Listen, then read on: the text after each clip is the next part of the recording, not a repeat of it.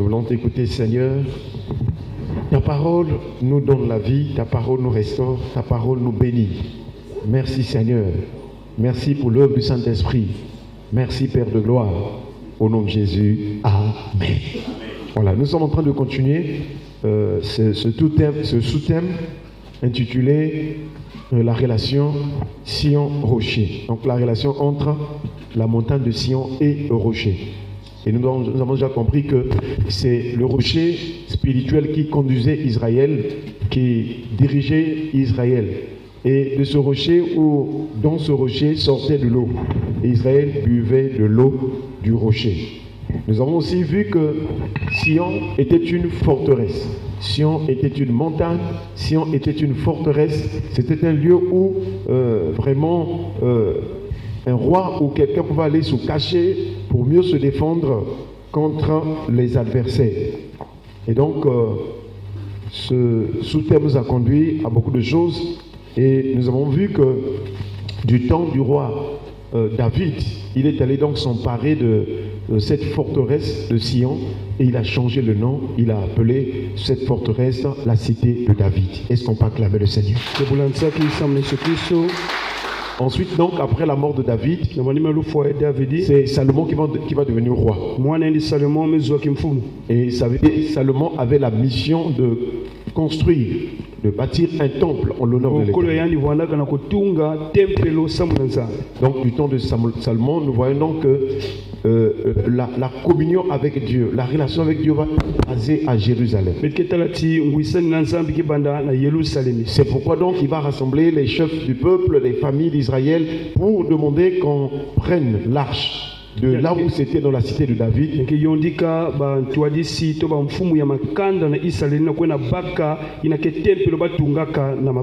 et de la transporter à Jérusalem. Et donc nous voyons aussi qu'en Israël, l'arche c'était le signe de la présence de Dieu. Lorsque les ennemis d'Israël, notamment les Philistins, avaient réalisé que toutefois quand l'arche était au milieu d'Israël, Israël était le plus fort. Et en passant, nous savons que l'arche c'était un coffret de bois qu'on avait vraiment construit. Et ce coffret de bois avait un couvercle. Ce couvercle s'appelle le propitiatoire. Et de l'une et de l'autre extrémité, on avait mis des chérubins en or battu.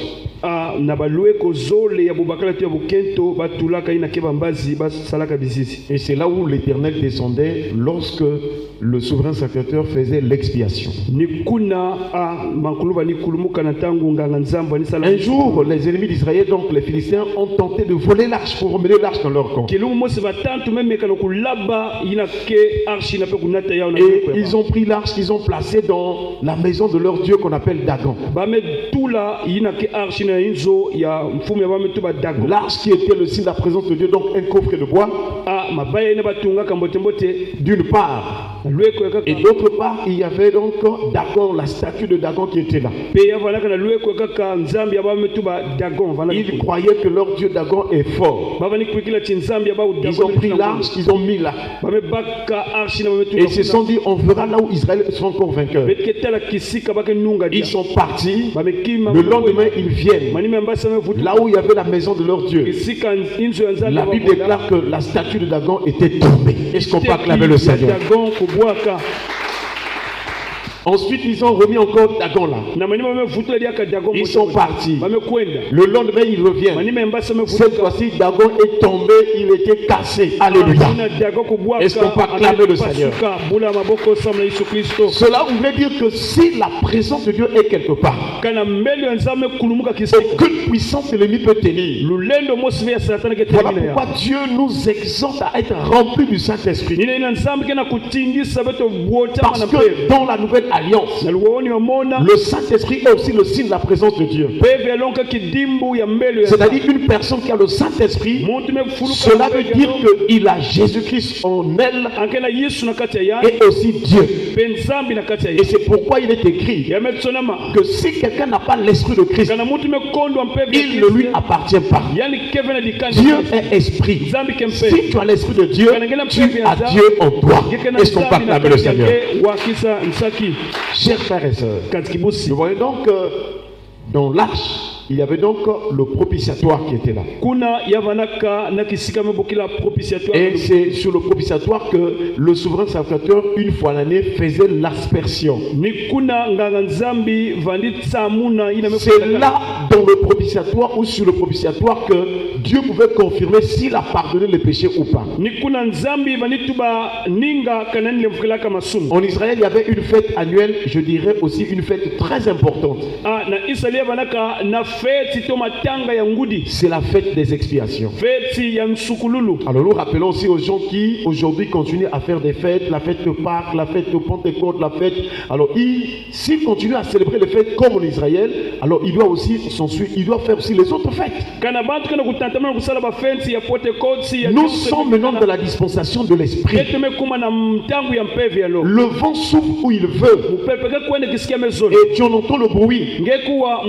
C'est ce que Jésus enseigne à Nicodème, qui était docteur de la loi et qui avait la connaissance de ces fêtes-là. Mais quand Jésus explique comment ce que est Dieu conduit l'homme qui est spirituel, Jésus montre à Nicodème qu'on ne peut pas mesurer, on ne peut pas avoir des dates ou des calendriers pour l'homme spirituel. Et le Saint-Esprit agit comme un mouvement, comme un vent, comme il veut. Chers frères et sœurs, si nous continuons à suivre les coutumes d'Israël, attention, nous risquons d'être dans la loi. Et donc en Israël, il y avait cette fête-là, la fête des expiations. C'est au cours de cette fête que quand l'Israélite venait, et à la fin, à la sortie de cette fête, l'Israélite était déchargé parce qu'il était venu avec ses péchés. Mais il va repartir avec le pardon de Dieu. Nous aussi, quand nous venons à la présence de Dieu, quelquefois nous avons des charges spirituelles. Mais quand tu vas sortir de la présence de Dieu, tu es guéri et délivré et pardonné. Est-ce qu'on peut acclamer le Seigneur? Si tu comprends ces choses tous les jours de ta vie, tu désireras la présence de Dieu. Et c'est pourquoi il est dit un jour dans ses paris, il faut mieux que 1000 ailleurs. Il y a des choses qu'on peut obtenir partout. Mais il y a des choses qu'on ne peut obtenir que dans la présence de Dieu. Chers frères et sœurs, lors de la fête des expiations, Aaron devait obéir aux orientations que Dieu a données de comment ce que la fête devait se faire.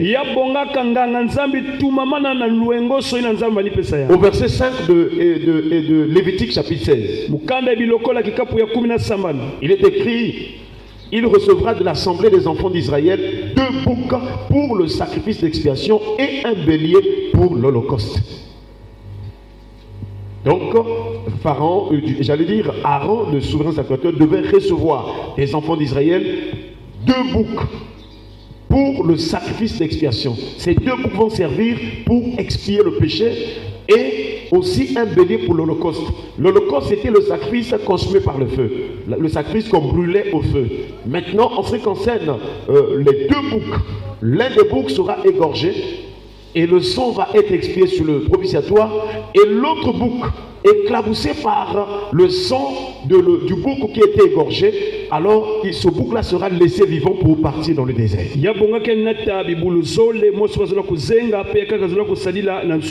Or, nous savons que tout ce que Israël est en train de faire, c'est l'ombre des biens à venir. La Bible déclare dans Hébreux chapitre 10 à partir du verset 1 que la loi qui possède une ombre à venir non l'exacte représentation des choses, ne peut pas vraiment emmener les assistants à la perfection. Et tous ces rituels montrent aussi ou préfigurent l'œuvre parfaite du sacrifice de Christ. Et nous dirons que donc le bouc qui était égorgé, c'est l'image de la mort de Jésus à la croix, parce que son sang devait se répandre pour la rémission des péchés. Et le bouc qui était laissé vivant pour partir au désert, c'est l'image de l'œuvre de Christ ressuscité. Est-ce qu'on peut acclamer le Seigneur? Voilà pourquoi en Jésus, si tu ne crois pas que Jésus est mort et ressuscité, tu ne peux pas recevoir le pardon de tes péchés au nom de Jésus. Le pardon de péché est reçu par le nom de Jésus. Mais quel est ce nom-là? C'est ce nom qui est au-dessus de tout nom. Avant que le Père ne donne à Jésus le nom qui est au-dessus de tout nom, nous savons que quand Jésus est sorti du sein du Père, il s'est manifesté aussi comme l'ange de l'Éternel. Il s'est manifesté aussi comme vraiment, je dirais, le Fils de l'homme. Mais après la résurrection, la Bible déclare d'abord que ayez les sentiments qui étaient en Jésus-Christ, existant en forme de Dieu. Il n'a point regardé son égalité avec Dieu comme une proie arrachée, mais il s'est dépouillé lui-même en prenant une forme de serviteur, en devenant semblable aux hommes, et il a paru comme un vrai homme. Il a obéi jusqu'à la mort de la croix. Il a obéi jusqu'à la mort de la croix. Et c'est là où la Bible déclare, c'est pourquoi. Donc lorsque Jésus est mort à la croix, après la mort, il était glorifié. Et la Bible déclare, c'est pourquoi. Donc après avoir obéi à la mort de la croix, c'est pourquoi Dieu lui a donné le nom qui est au-dessus de tout nom. Alléluia. Amen. Donc après la croix, quand Jésus ressuscite, il est dans la gloire. En ce moment-là, son nom tout-puissant là, capable d'apporter le pardon des péchés, la délivrance et plein de choses. Et désormais, dans l'esprit et sous la terre, aucune puissance, aucun homme, aucun esprit peut tenir devant le nom de Jésus. Alléluia. Amen. Il a reçu le nom qui est au-dessus de tout nom. Et dans la suite de l'histoire biblique, les disciples de Jésus faisaient des miracles par le nom de Jésus. Les gens reçoivent jusqu'aujourd'hui le pardon de leurs péchés au nom de Jésus. La résurrection nous donne donc d'entrer dans la gloire. Et c'est ce que, chers frères et sœurs, les Israélites, quand ils sortaient la fête des expiations, ils étaient vraiment très contents. Mais le souverain sacrificateur entrait dans le lieu très saint. C'est là où se trouvait donc ce couvercle-là, le propitiatoire. Et il y avait deux chérubins vraiment qui étaient la place. Les chérubins, ce sont des anges. Oui, des anges qui sont au ciel. Et vous allez voir que même le diable, avant qu'il devienne Satan, il est aussi un chérubin. C'est des anges géants qui sont très puissants. Et c'est eux aussi qui sont la présence de Dieu. C'est eux aussi qui accomplissent des missions vraiment pour le Seigneur. C'est eux aussi sur la protection. Pour le cas de Lucifer, la Bible déclare que tu étais un chérubin protecteur aux ailes déployées. Est-ce qu'on peut acclamer le Seigneur? Toutes ces choses montrent que là où Dieu exerce son œuvre, il y a aussi la présence des anges. Voilà pourquoi dans le ministère de Jésus, tout était accompagné aussi des anges. Avant que Jésus ne naisse, ou pendant qu'il était en train de naître, l'ange Gabriel est venu. D'abord, avant que Jésus ne naisse, il a salué Marie. Je te salue Marie, toi à qui une grâce a été faite. L'ange Gabriel est aussi l'ange qu'on appelle le messager. messager. C'est un ange qui apporte la parole de Dieu, le message de Dieu. Il en a fait aussi du temps de Daniel. Lorsque Daniel avait prié, il avait prié. L'ange Gabriel est venu. Il a dit, Daniel, depuis le jour où tu as commencé à prier, la parole est sortie. Je suis venu pour te l'annoncer. Est-ce qu'on peut acclamer le Seigneur? Gabriel aussi a fait la même chose pour Zacharie, le père de Jean-Baptiste. Et c'est lui qui a donné le nom là à Zacharie. Et aussi il est venu voir Marie. Et Marie lui a dit, mélange. Il a dit, mais je ne connais point d'homme, comment cela se ferait-il? Il dit que la puissance du Très-Haut te couvrira de son ombre. C'est pourquoi le saint enfant qui naîtra de toi sera appelé fils de Dieu. Chers frères et sœurs, ensuite, l'ange est allé annoncer aux bergers. Et il leur a annoncé, déjà par sa présence, les bergers étaient dans la frayeur. Il dit, ne craignez point, car je vous annonce une bonne nouvelle. C'est qu'aujourd'hui, dans la ville de David, il vous est né un sauveur. Or, la cité de David, c'est Sion, c'est la forteresse. Et c'est ça qui devient le centre. Et c'est là où aussi, chers frères et sœurs, la promesse va s'accomplir. Voilà pourquoi dans la Bible, il est dit que Jésus est né de la postérité de David. L'ange va rappeler au berger. Il va dire, c'est qu'aujourd'hui, dans la ville de David, dans la cité de David, il vous est né un sauveur qui est le Christ. Est-ce qu'on peut acclamer le Seigneur?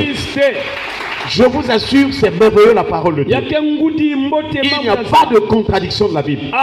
C'est Dieu qui a prévu son plan. Et il l'accomplit d'une manière cohérente. Il suffit que nous ayons l'Esprit de Dieu. Et nous comprenons combien la parole de Dieu est bonne. Et combien c'est la lumière qui doit éclairer notre esprit.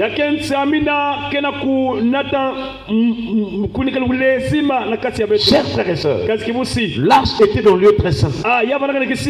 Et quand Dieu demande à Moïse de construire le tabernacle, nous voyons trois parties. Il y a les parvis, il y a le lieu saint et il y a le lieu très saint. Mais comme le tabernacle c'était un sanctuaire, c'est là où Dieu devait habiter au milieu de son peuple. Cela voudrait dire que Dieu avait préparé le tabernacle physique pour nous enseigner un autre tabernacle. Dieu voulait nous montrer vraiment un autre temple. C'est le temple de notre corps. Est-ce qu'on peut acclamer le Seigneur? Je vous assure. Et si nous pouvons faire une analogie ou bien une comparaison entre le tabernacle et notre vie, nous pouvons dire que les parvis c'est le corps. C'est le corps que nous voyons, le corps physique. Parce que dans les parvis était un lieu où c'était l'accès de tout le monde. Le peuple devait être dans le parvis. Donc toi aussi dans ton corps, tu es en contact avec tout le monde. Le deuxième niveau du tabernacle, c'est le lieu saint. Et là se trouvaient les sacrateurs. C'est l'image de notre âme. C'est l'image de notre cœur.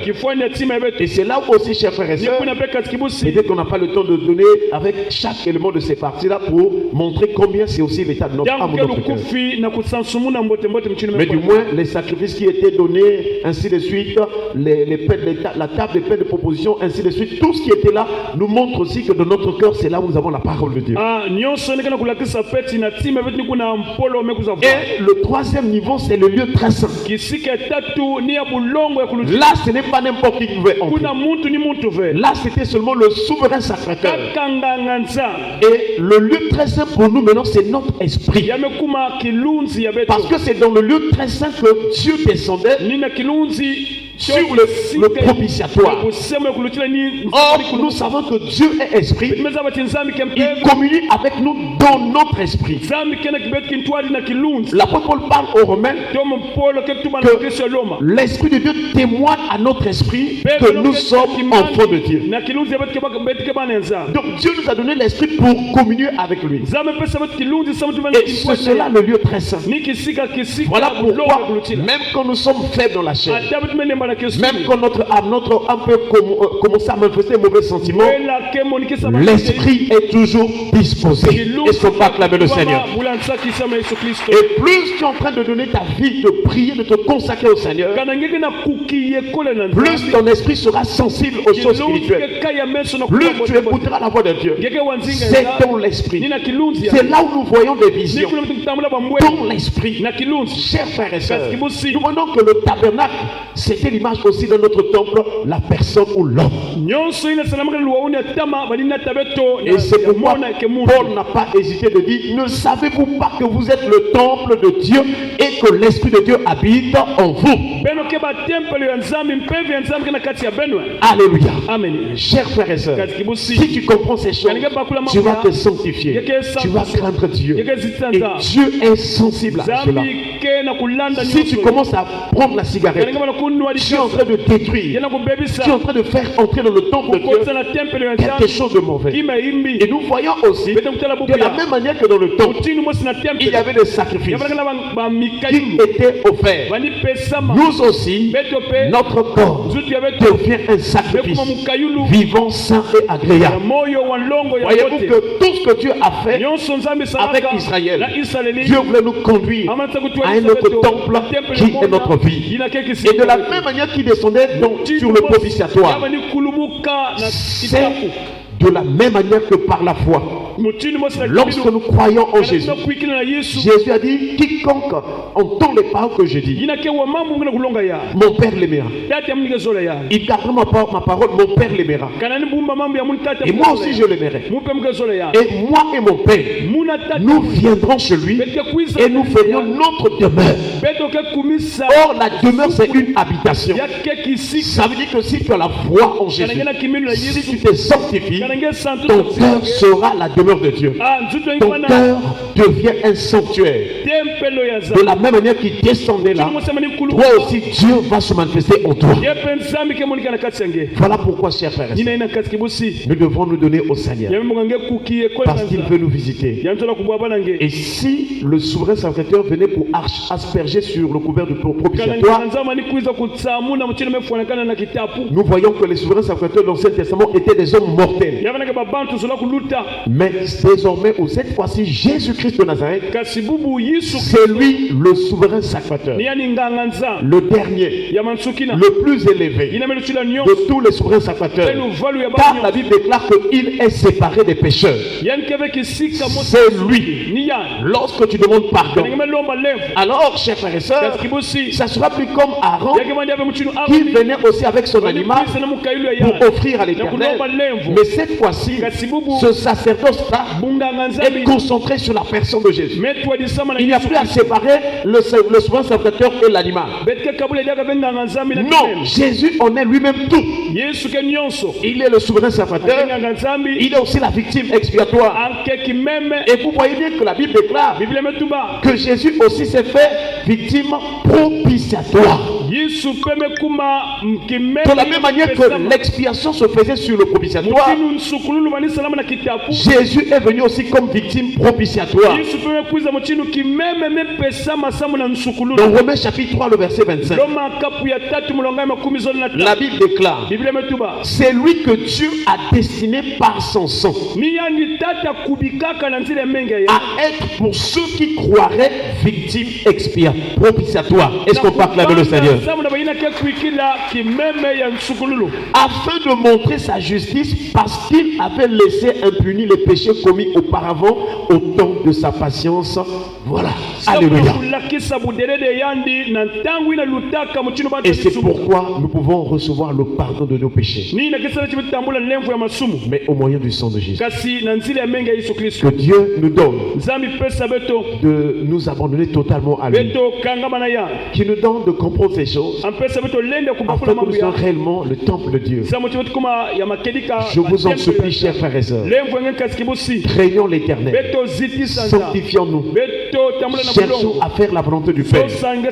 Dieu nous aime tellement. Voyez-vous jusqu'à quel niveau Dieu accepte de faire notre vie son temple. Lui, le Dieu saint, le Dieu tout-puissant, lui vraiment dont la lumière est inaccessible. Alors il accepte de faire de nous son temple. Et je pense que c'est aussi le signe de l'amour de Dieu. Que Dieu bénisse sa parole. Baissons les têtes dans la prière. Remercie.